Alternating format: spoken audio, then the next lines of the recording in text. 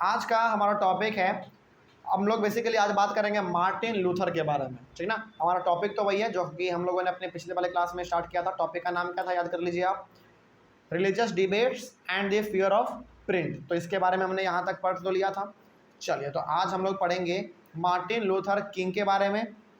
और देखिए, आप यहाँ पे चाहें तो इसका टॉपिक का हेडिंग डाल सकते हैं कि about Martin Luther King and his contribution to the Protestant reformation, ठीक ना। इसके बारे में यदि आपसे सवाल पूछा जाए इस प्रकार का, तो आप ये कुछ यहाँ पे आंसर है उसका हम लोग लिख सकते हैं, ठीक ना। चलिए, तो बेसिकली हम लोग यहाँ पे मार्टिन लूथर किंग के बारे में पढ़ेंगे और उनका क्या कंट्रीब्यूशन था प्रोटेस्टेंट रिफॉर्मेशन को लेकर।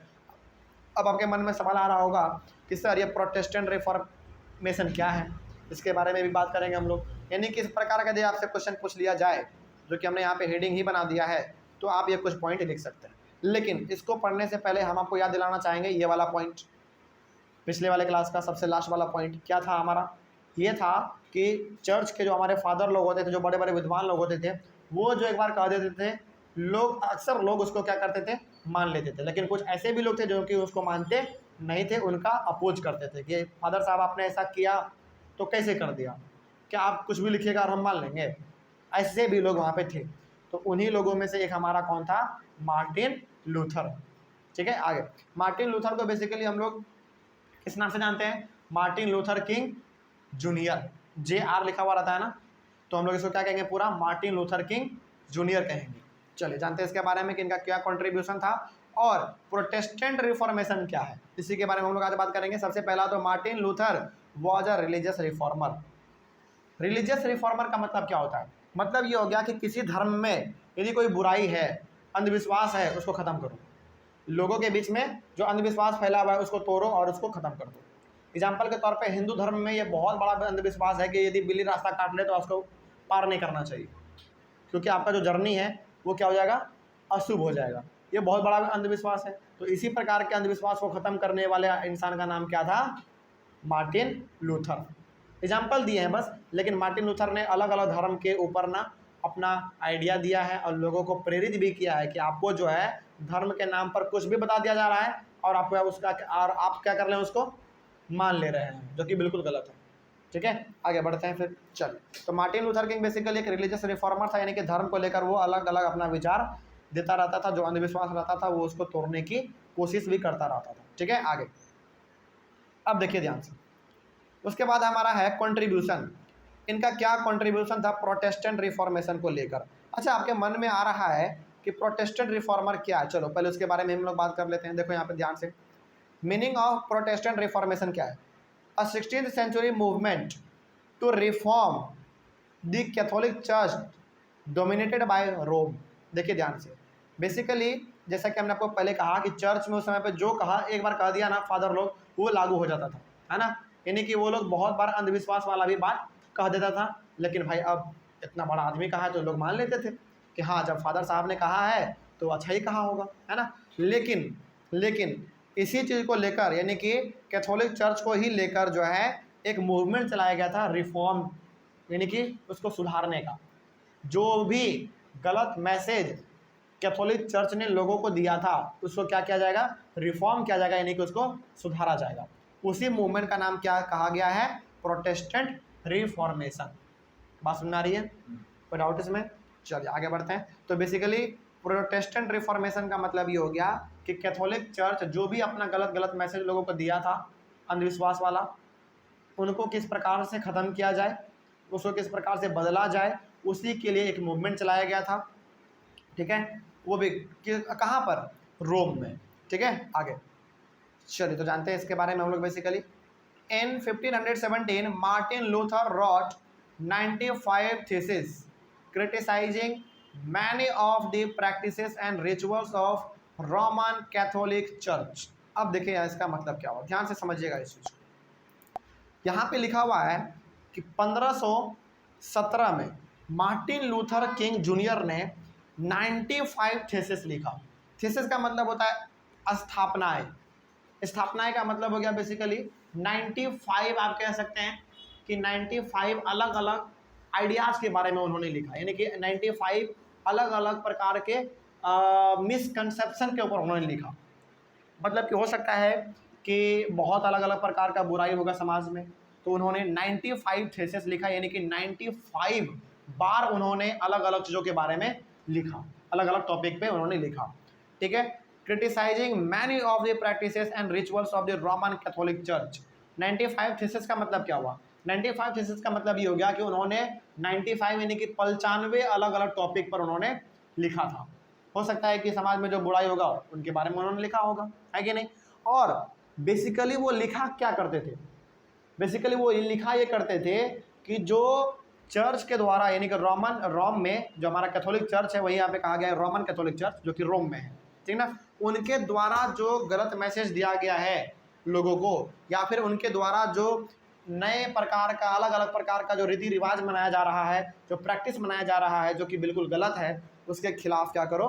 क्रिटिसाइज करो, यानी कि उसको क्या करो? पूरी तरीके से बहिष्कार करो। जैसे मैं आपको कहानी बताता हूँ उसके पीछे का। रोमन में कैथोलिक चर्च हुआ करते थे, बात समझ में आ रही है? यानी कि वहाँ पे ऐसे चर्च थे जो कि एक बार जो कह दिया ना, वहाँ के लोग उसको मान लेते थे, लेकिन बहुत सारे लोग ऐसे भी थे जो कि उसको मानते नहीं थे, है कि नहीं। तो उसी में से एक आदमी हमारा कौन था? मार्टिन लूथर किंग जूनियर था, है ना। तो उन्होंने 95 अलग अलग चीज़ों के बारे में लिखा, यानी कि 95 थीसिस उन्होंने लिखा, और उन सभी में लगभग मोस्ट ऑफ द थीसिस में उन्होंने क्रिटिसाइज किया है प्रैक्टिस को, रिचुअल्स को। किसके? रोमन कैथोलिक चर्च को, यानी कि जो अलग अलग प्रकार से अंधविश्वास फैलाने का काम कर रहा है, उसके ऊपर उन्होंने लिखा है। आगे, अ printed copy of this was posted on a church door in Wittenberg, यानी कि उन्होंने जो अपना लिखा था रोमन कैथोलिक चर्च के ऊपर, जो उन्होंने लिखा था, उनका जो भी गलत प्रैक्टिस होगा उनके ऊपर जो उन्होंने लिखा होगा कि चर्च वाले जो भी कर रहे हैं वो क्या कर रहे हैं? गलत कर रहे हैं, उनका तौर तरीका करने का गलत है, उनका एक कॉपी जो है उन्होंने चर्च के दरवाजे पर ही जाके चिपका दिया, ताकि फादर लोग देखें तो उनको मालूम चले कि एक ऐसा इंसान है जिसका नाम है मार्टिन लूथर किंग जूनियर, उन्होंने क्या किया है? इसके ऊपर कटाक्ष किया है। यानी कि अपने ही दरवाजे पर देख के कोई भी शौक हो जाएगा कि अरे भाई ये चिट्ठी यहाँ पे चिपकाया हुआ है तो किसके बारे में है कि नहीं।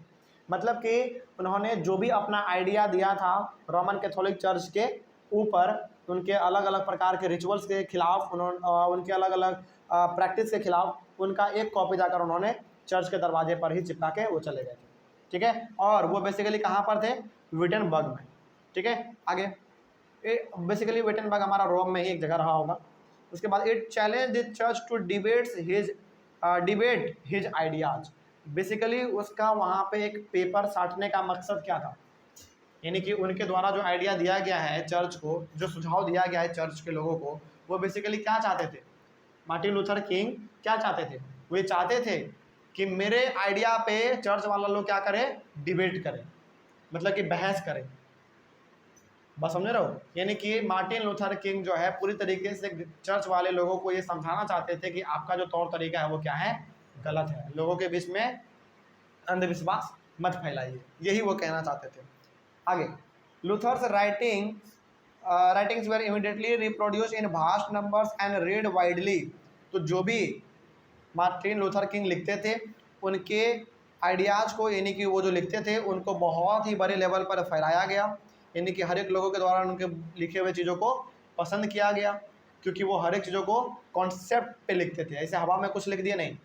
जो भी लिखते थे उसके पीछे कोई ना कोई तर्क होता था, कोई ना कोई संदेश होता था। तो लोगों ने जब उनके बुक को एक बार पढ़ा तो उनके और अलग अलग प्रकार के चीज़ों के बारे में उन्होंने जाना, है कि नहीं। यानी कि मार्टिन लूथर किंग जो लिखते थे उनके द्वारा लिखा गया हर एक चीज़ लोगों के द्वारा क्या किया जा रहा था? पसंद किया जा रहा था, तो लोग उसको खरीद भी रहे थे। उसके बाद वही यहाँ पे लिखा हुआ था कि Luther's writing were immediately reproduce in vast numbers, यानी कि बहुत बड़े लेवल पर उनके लिखे हुए आइडियाज़ को फैलाया गया। आगे, एंड रीड वाइडली, और जो नहीं पढ़ सकते थे उनको सुनाया भी गया, ठीक है। आगे, which lead to the division of the church and the beginning of the Protestant reformation.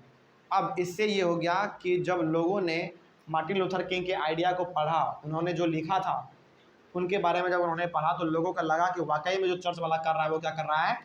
गलत कर रहा है ना। तो लोगों को लगा कि चर्च वाला लोग गलत कर रहा है, तो उन्होंने क्या किया? चर्च के खिलाफ पूरी तरीके से प्रोटेस्ट लगा दिया। चर्च वाला जो कर रहा है वो गलत कर रहा है, इसके लिए उन्होंने प्रोटेस्ट कर दिया। चर्च मुर्दाबाद, चर्च वाले लोग मुर्दाबाद, इस प्रकार का नारा उन लोग लगाए होंगे उस समय पे। और यहाँ पे बिगिनिंग हो गया किस चीज़ का, प्रोटेस्टेंट रिफॉर्मेशन का। प्रोटेस्टेंट रिफॉर्मेशन का मतलब हमने आपको तुरंत बताया था, है ना, कि रोमन कैथोलिक चर्च के द्वारा जो गलत गलत प्रैक्टिसेस लाए गए हैं उनको खत्म करो। ठीक है, आगे Luther's translation of the New Testament sold 5000 copies within a few weeks.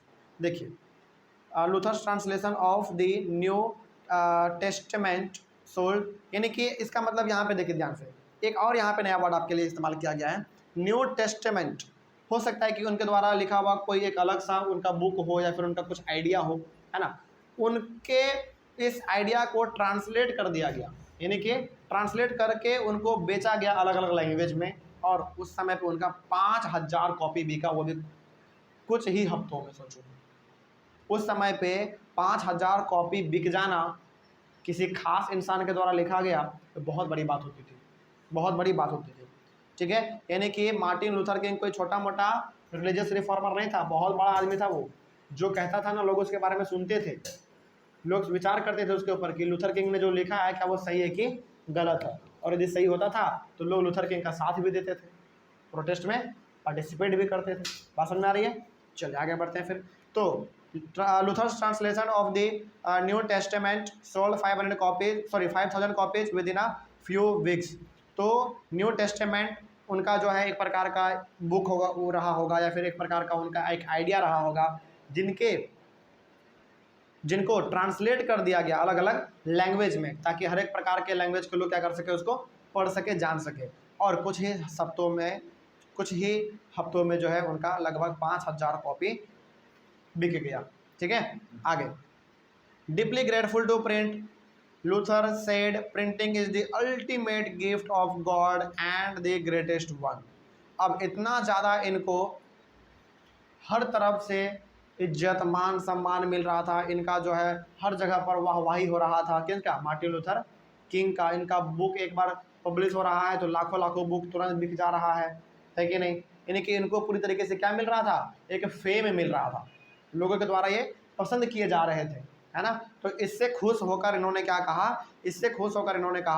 Printing is the ultimate gift of God and the greatest one, यानी कि भगवान के द्वारा दिया गया जो एक गिफ्ट है, वो जिसको हम लोग क्या कहते हैं, प्रिंटिंग कहते हैं बेसिकली, वो अल्टीमेट गिफ्ट है, मतलब कि इससे बढ़िया और कुछ गिफ्ट नहीं हो सकता है। तो मार्टिन लूथर किंग का ये कहना था कि भगवान के द्वारा दिया गया जो प्रिंटिंग हमारे पास है वो एक अल्टीमेट गिफ्ट है, यानी कि इससे अच्छा कोई दूसरा गिफ्ट नहीं हो सकता है। ठीक है, तो आपसे पूछेगा, ये सवाल पूछा भी जाता है, हु सेड दिस स्टेटमेंट, तो मार्टिन लूथर किंग जूनियर। कोई डाउट इसमें? चलिए आगे बढ़ते हैं फिर, लेकिन यहाँ तक में कोई डाउट? तो इस प्रकार से यहाँ पे आपने ये समझ लिया कि मार्टिन लूथर किंग ने रोमन कैथोलिक चर्च के खिलाफ बहुत ही बड़े लेवल पर प्रोटेस्ट किया था, और जाकर उसके ऊपर उन्होंने हासिल भी किया, उसको यानी कि उस पर सफलता भी पाया, लोगों के अंदर जो अंधविश्वास था उनको उन्होंने ख़त्म भी किया। ठीक है, चलिए आगे बढ़ते हैं। यहाँ तक मैं आई होप आपको समझ में आ गया होगा। अगले वाले क्लास में डिस्कस करेंगे हम लोग प्रिंट एंड डिसेंट। ठीक है ना। चलिए ऑनलाइन वाले बच्चे किसी भी प्रकार का किसी भी टॉपिक में कोई डाउट रहा होगा तो आप एक बार कमेंट कर लीजिएगा। मिलते हैं अगले वाले क्लास में। Thank you very much.